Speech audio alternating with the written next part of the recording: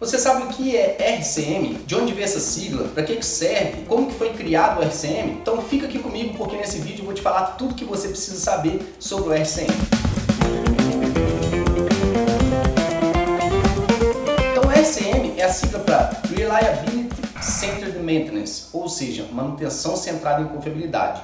O RCM é uma ferramenta de gestão criada na NASA para principalmente levar confiabilidade para o equipamento. Quando a gente fala em confiabilidade, a gente está falando em confiança. Confiança em que o equipamento vai funcionar da forma que ele foi projetado para funcionar.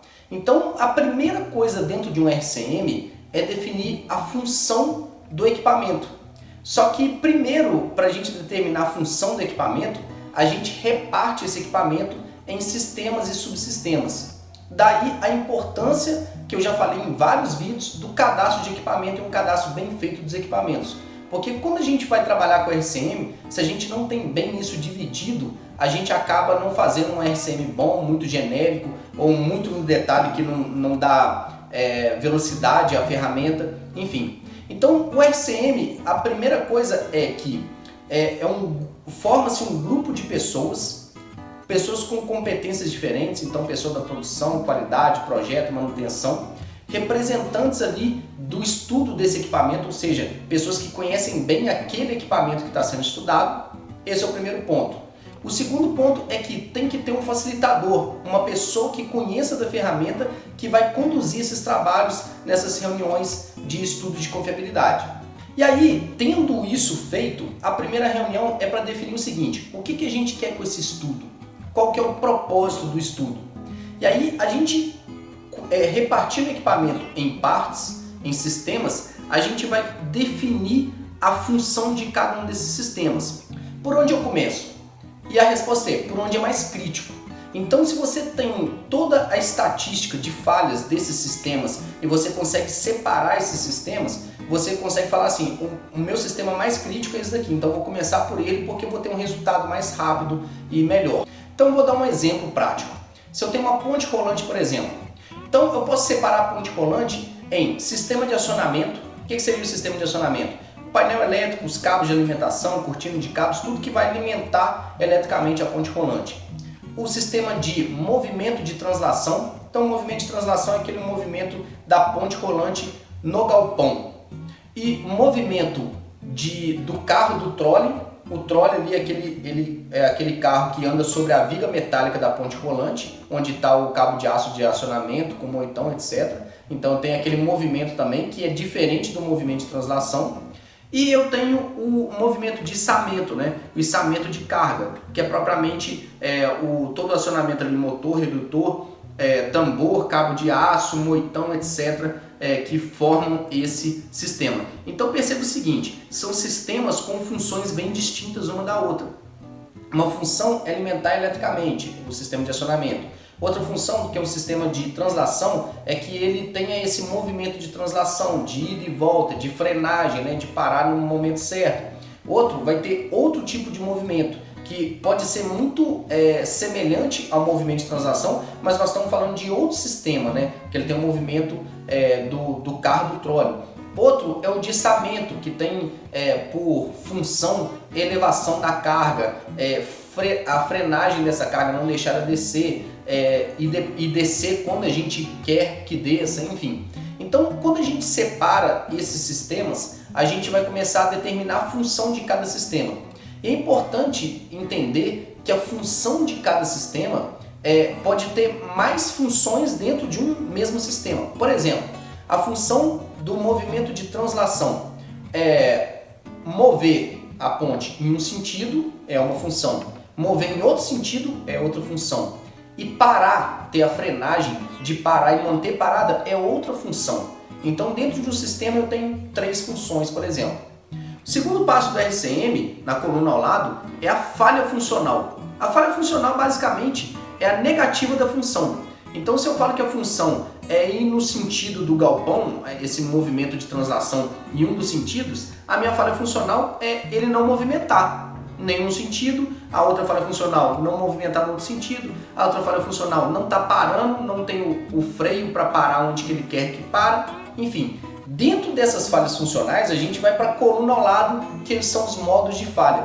Os modos de falha, a gente vai falar quais são os modos que tem de falhar para aquela falha funcional acontecer, ou seja, para que a gente não cumpra a nossa função. Ou seja, no caso de parar, um modo de falha seria uma falha no freio, né? E aí, dentro do RCM, o mais importante é o seguinte, a gente entender os modos de falha, ou seja, não necessariamente aconteceu isso algum dia, mas pode acontecer. E se acontecer, ele vai falhar, vai deixar de exercer essa função que ele foi proposta a exercer. Então, quando a gente tem esses modos de falha, a gente vai identificar tanto os modos de falha, quanto também o que eu preciso fazer para que esse modo de falha não aconteça. E aí que está o grande valor do RCM, né? Justamente esse plano de ação. E aí entra aquele negócio, né? Se a gente tem um plano de ação perfeito, mas essas ações não forem executadas, nada adianta.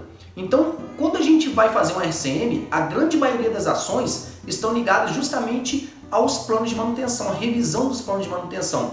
Uma vez que eu vou identificar modo de falha, eu identifico também o que eu preciso fazer para que isso não falhe. E muitas dessas ações são inspeções, são preditivas, são preventivas periódicas no equipamento. Então são ações que vão fazer com que essa falha não aconteça porque eu estou agindo preventivamente à falha. Outras ações também bastante comuns no RCM são ações relacionadas a treinamento, ou seja, a capacitação de quem está operando o equipamento ou quem está dando manutenção no equipamento. São ações relacionadas à mudança de projeto, uma vez que a gente identificou algum modo de falha que está inerente ao projeto, ou seja, o projeto foi concebido de forma errada, a gente muda isso também. Não é muito comum e não está, principalmente na maioria das ações, não seria isso. Mas a gente pode encontrar também ações desse tipo. Agora, um dos principais ganhos do RCM que eu vejo é um ganho muito grande, que é um ganho intangível, que na verdade é o conhecimento do equipamento e a relação multidisciplinar que tem naquele estudo. Ou seja, o operador está ganhando muito conhecimento com o mantenedor e vice-versa, então eles estão aprendendo muito um com o outro. Muitas vezes o mantenedor vai corrigir um problema e não sabe por que ele ocorre. E nessa conversa, nessas reuniões, o operador às vezes fala algo que o mantenedor não sabia e fala assim, então é por isso? Então eu vou tacar isso para que essa falha deixe acontecer e facilite também a operação do equipamento, por exemplo. Então acaba todo o grupo ganhando e sendo mais eficiente justamente porque nessa equipe multidisciplinar vão ter várias informações que às vezes a pessoa está uma vida inteira trabalhando no equipamento e não conhece essa informação porque ele está com foco na manutenção e não na operação, ou vice-versa. E aí a gente pode também, dentro desse estudo, a gente também pode prover outros tipos de manutenção, por exemplo, que não era nem visto, por exemplo, a manutenção autônoma. Passar para o operador pequenas manutenções, como pequenas lubrificações, a limpeza do equipamento, né? Mostrar a importância da limpeza do equipamento, setups e assim por diante. Então a gente pode melhorar a eficiência do equipamento como um todo. E quando a gente vai para a indústria aeronáutica, por exemplo, indústria aeroespacial, o RCM ele é a ferramenta que é usada lá desde a concepção do projeto até o projeto ficar pronto. Por quê? Uma vez que você mapeia os modos de falha e você não tem outra ação que não seja agir preventivamente, ele muda o projeto. Ele fala assim, opa, aqui tem um risco de falha iminente que pode se tornar uma corretiva e não tem outra forma, não tem preditiva, não tem preventiva periódica, não tem outra forma. Então vamos mudar a concepção do projeto porque eu não posso ter esse risco de falha. Então, por exemplo, se você for ver lá na década de 60, 70, quando estava levando um homem para a Lua, né, a gente não tinha nem telefone direito, mas a NASA precisava se comunicar com os astronautas fora do planeta Terra. Então, como fazer isso? Então, o RCM foi concebido principalmente para trazer essa confiabilidade de todos os equipamentos, né, de fazer com que cada uma desses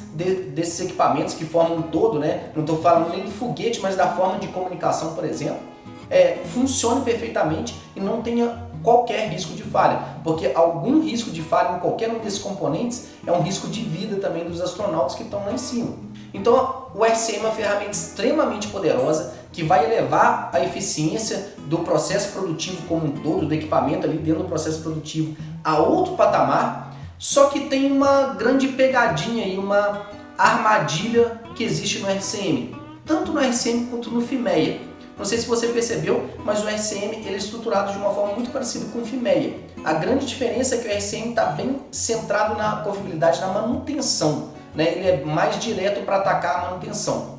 E a grande armadilha que existe, tanto no RCM quanto no FIMEA, é fazer com que todos esses estudos sejam muito demorados, sejam muitas reuniões de muitas horas e que não seja objetivo. Então descredibiliza a ferramenta por falar, tá demorando muito e essas ações não vão levar a lugar nenhum e as ações de repente não são feitas, enfim. Então uma dica que eu dou para qualquer pessoa que queira fazer o RCM, que esteja fazendo o RCM é o seguinte: tenha bom senso. Tenha bom senso para não ir, por exemplo, viajar demais e falar assim, o modo de falha tem um terremoto aqui, um terremoto que, probabilisticamente falando, é praticamente impossível de ter numa determinada região do Brasil, por exemplo, que vai ocasionar esse terremoto, a falha do equipamento. Sabe, estou dando um exemplo assim, muito distante, mas acaba que discussões que não levam a lugar nenhum são comuns nesse tipo de reunião. E aí tem que entrar o facilitador para cortar isso e para ser mais objetivo, mais direto. Então, ainda que possa ter discussões do tipo, mas se a gente não discutir isso, a gente pode deixar essa falha acontecer.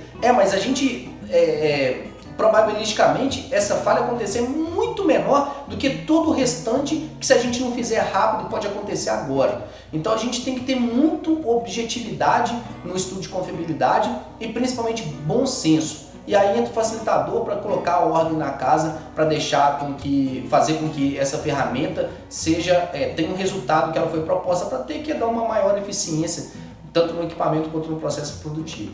Então, mais uma vez, se você gostou desse vídeo, curte, compartilha, segue o nosso canal, porque assim vai ajudar cada vez mais as redes sociais a entenderem qual que é o perfil de público que está interessado nesse tipo de conteúdo e ele vai consequentemente distribuir para cada vez mais pessoas com o mesmo perfil seu que está assistindo esse vídeo agora. Então um grande abraço, te vejo no próximo vídeo, sucesso!